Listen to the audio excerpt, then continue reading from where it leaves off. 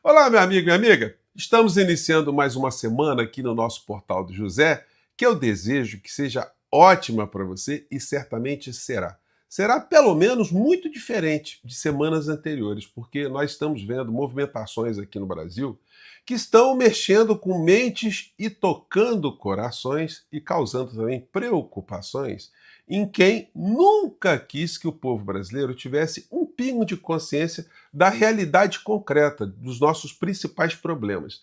E aquilo que está começando a acontecer aqui no nosso país pode extrapolar as nossas fronteiras, porque os dilemas, as contradições são muito parecidas, contradições de interesses de classes sociais. As mesmas alienações que uma grande parcela do povo brasileiro é submetida há séculos, acontece também em outras sociedades. Mas agora, com as redes sociais, nós temos a oportunidade de colocar alguns pontos para a discussão e para a compreensão da maior parte da sociedade de um modo em geral.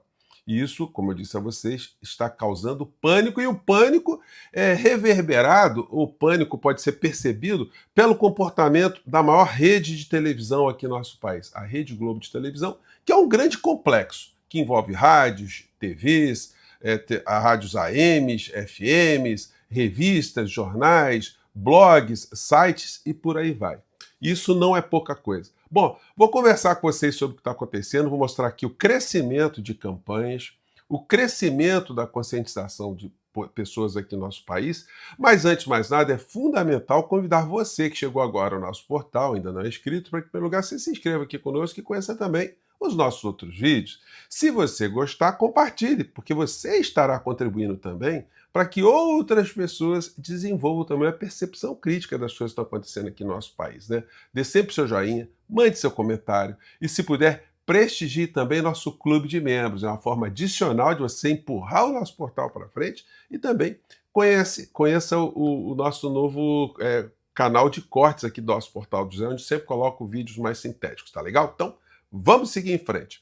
Gente, começando aqui com um vídeo que foi postado no canal do Gilvan Freitas, né? E ele sintetiza o sentimento de muitos jovens, de muitas pessoas que estão percebendo o que está acontecendo no Brasil. Vamos a ele. A máscara do Congresso caiu e eles estão em pânico. Eu vou te mostrar que a máscara, tanto do Congresso quanto da imprensa brasileira, caiu de uma maneira escancarada. E não tem como dizer que não é verdade. Enquanto você, eu e todos os trabalhadores ralam de trabalhar e o Congresso fica naquela escala de trabalhar 3 dias na semana, eles estão clamando e usando a imprensa para pedir moderação para nós que estamos fazendo barulho demais com pautas como o fim da escala 6x1 e taxação dos super ricos. Isso prova que a gente está incomodando. É exatamente isso que a gente quer fazer. Dá uma olhadinha nesse compilado que foi feito pelo camarote da CPI, que mostra o desespero, o pânico que estão as elites brasileiras depois do barulho que a gente começou a fazer. Dá uma olhadinha. Eu conversei com o aliado Arthur Lira, ele passou 1 hora no telefone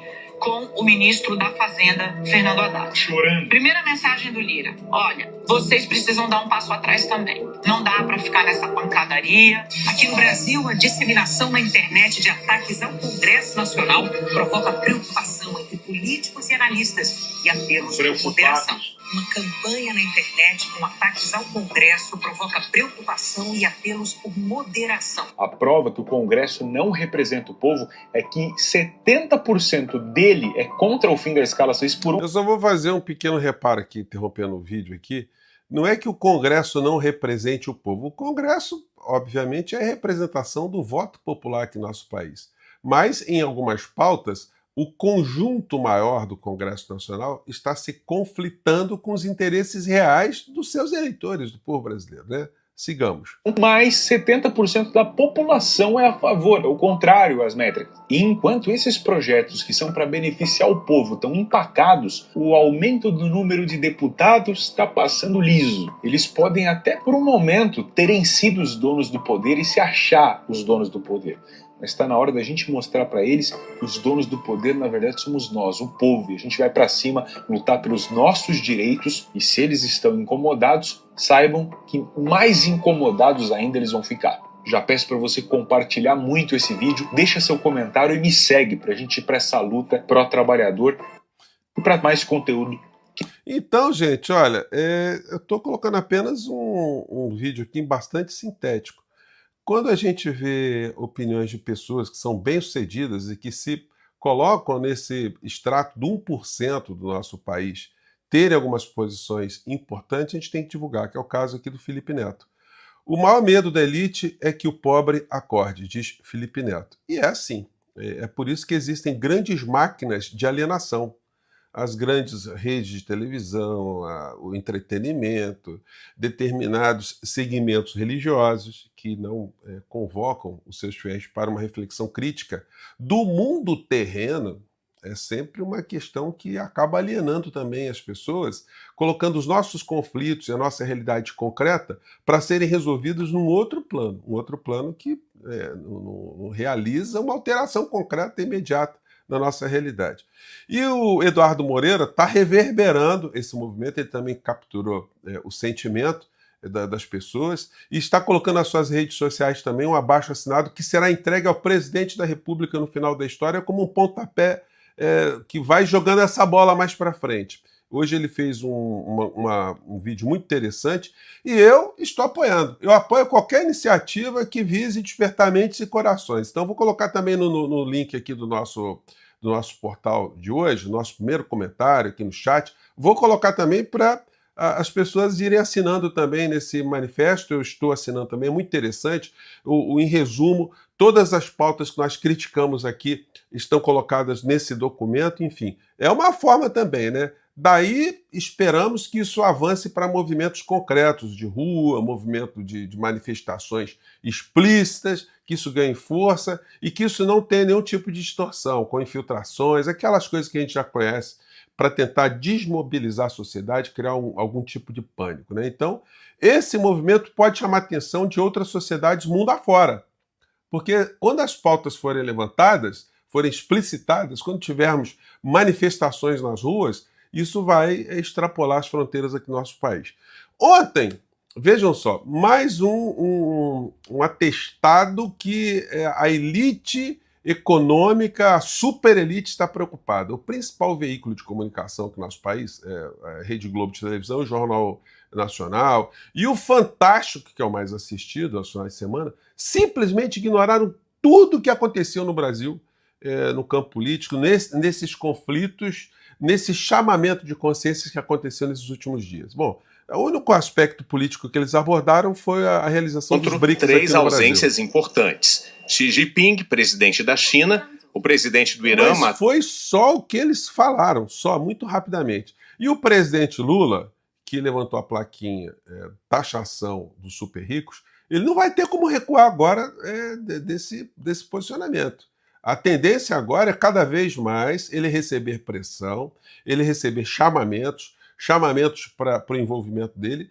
nesse tipo de campanha para tomada de posições concretas com apoio popular. Gente, se falou muito tempo, ainda se fala, tem setores dentro da esquerda que são conservadores, são setores que acham que são transformadores, mas não são, porque eles acham que não dá para fazer nada. Que tem que ser, a realidade é essa, vamos nos curvar para essa realidade, o Lula não pode fazer nada. Gente, o Lula teve 60 milhões de votos. 60 milhões de pessoas envolvidas politicamente é uma força política em qualquer lugar do planeta para qualquer causa. Então, esse é um capital que o presidente não pode abrir mão. O presidente, se ele adotar posturas a favor de pautas, que são pautas que atingem a maior parte da sociedade, olha, o Congresso acaba aderindo, as outras forças acabam aderindo. Agora, como é que a gente vai saber se nada for tentado? Tem que haver uma tentativa, e o nosso papel aqui é forçar para que o presidente da República desperte aquela veia de protestos, de reivindicação, de posições ativas no plano político que ele tinha no passado, né?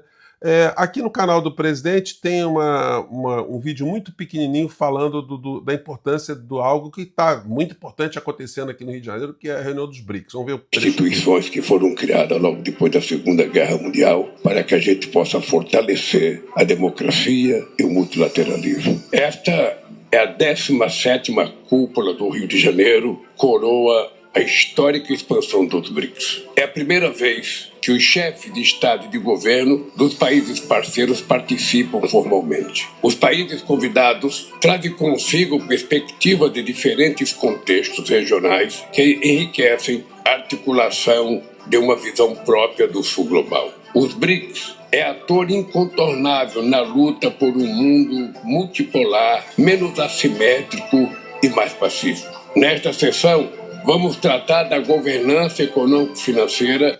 E aí, enfim, está na página do presidente da República a importância, enfim, como nós vimos que vários chefes de Estado, a fotografia... São países convidados, países membros já do grupo. Gente, isso já está tendo repercussão. Trump anuncia tarifa adicional de 10% para qualquer país que se alinhar às políticas dos BRICS.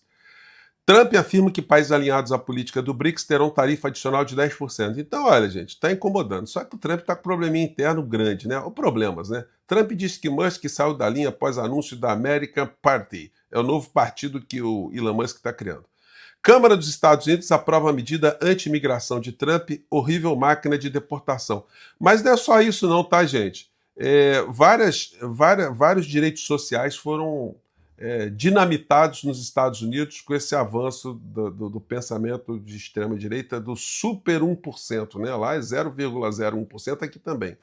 Entre as medidas previstas lá estão os cortes em programas sociais, como o Medicaid, uma espécie de SUS lá dos Estados Unidos, né? É muito tímido ainda, que permite que famílias pobres tenham acesso a serviços de saúde no país, e a revogação de incentivos ao uso de energia limpa concedido pelo ex-presidente do país, Joe Biden.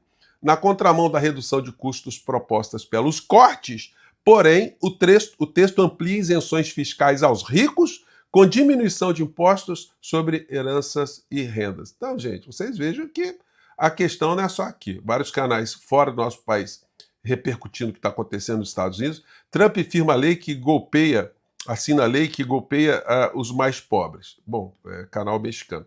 E para vocês verem as contradições, vejam o discurso desse psicopata infame argentino, que com a maior cara de pau chega num templo evangélico e diz isso aqui. Vamos lá. Es más, probablemente, y siguiendo la línea de Jesús Huerta de Soto, no debe haber nada más antijudeo-cristiano. Dá dando para entender, né? Não tem nada mais anti-judeu e cristão que la idea de la justicia social. Do que a ideia de justiça social. Então, o psicopata, ele está dizendo que a ideia de justiça social, que era a ideia principal que Cristo defendia, que Cristo pregava, que Cristo praticava, que isso é anticristão e antijudeu, né? Vamos lá. Porque la justicia social, básicamente, es robarle a una persona el fruto de su trabajo y dárselo a otra.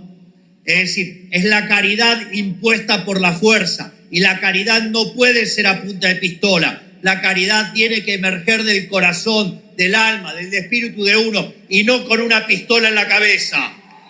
Que a caridade tem que ser um negócio que tem que ser de cada um, não pode ter nenhuma forçação para caridade, né? E aí o seguinte, lá a gente vê a associação dessas igrejas neopentecostais de extrema direita, assim que elas se posicionam politicamente, com os malafaias portenhos também. É a mesma coisa, é o mesmo processo.